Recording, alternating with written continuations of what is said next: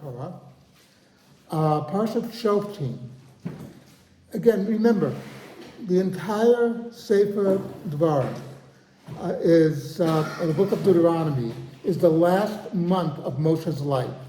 He knows that after this, the Jews will be entering the land of Israel. They'll be setting up their own society, their own kingdom, as it were. And this week's parsha actually deals with issues of leadership.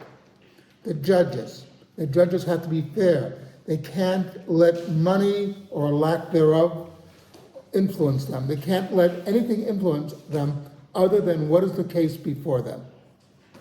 And it's a very strong attitude against corruption. A king, first of all, the king has to be a Jew by birth, right? Because it says, you'll choose a king from among your brethren. None of this foreign king stuff that Europe really got into.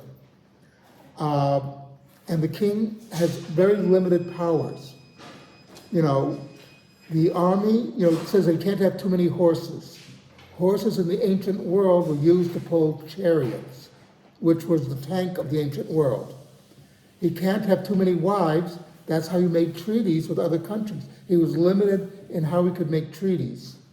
And he cannot become wealthy, cannot increase his wealth while king. Because once you're in political power, there's only two ways that you can become wealthy.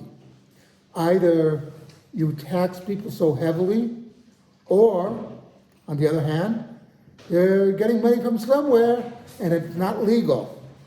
Again, avoiding corruption. And he also has to have a Sefer Torah in front of him at all times, except those times when he's indisposed in the bathroom, etc.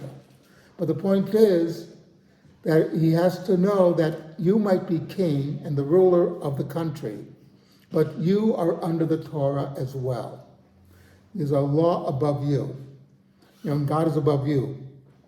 And the third thing, of course, was the priest. And again, the admonition is not to become corrupt, not to take this person's sacrifice or offering before that one, because this person's wealthy and will make a nice donation to the temple fund. You have to treat every offering with the sincerity that it is given. So what the Torah is basically getting at is Lord Acham's great line. Power corrupts, absolute power corrupts absolutely. Our leaders are under a special ruling that they have to be extra careful. Because if you want to destroy a country from the inside, it's very easy. Have favoritism, have corruption, and make a heavy burden on the people. And you will destroy the country from the inside. It's interesting to note that this parsha is one of the bases for the American Constitution. Stop and think about it.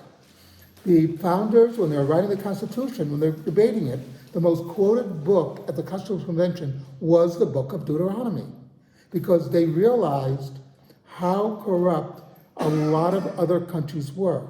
They also realized how power can really go to someone's head, which is the reason, by the way, for the Second Amendment. First Amendment, freedom of speech, etc. Second Amendment guarantees the first. That if they said, listen, we know our history, we know what happens after revolutions.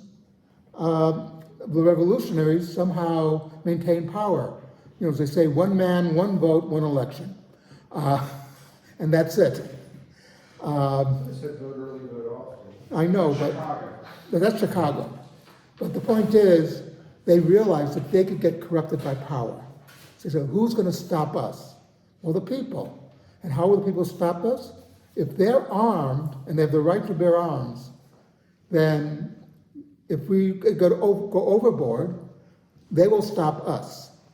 So you have to realize the humility that these men had in writing the Constitution, and the humility the king of Israel had to have as king.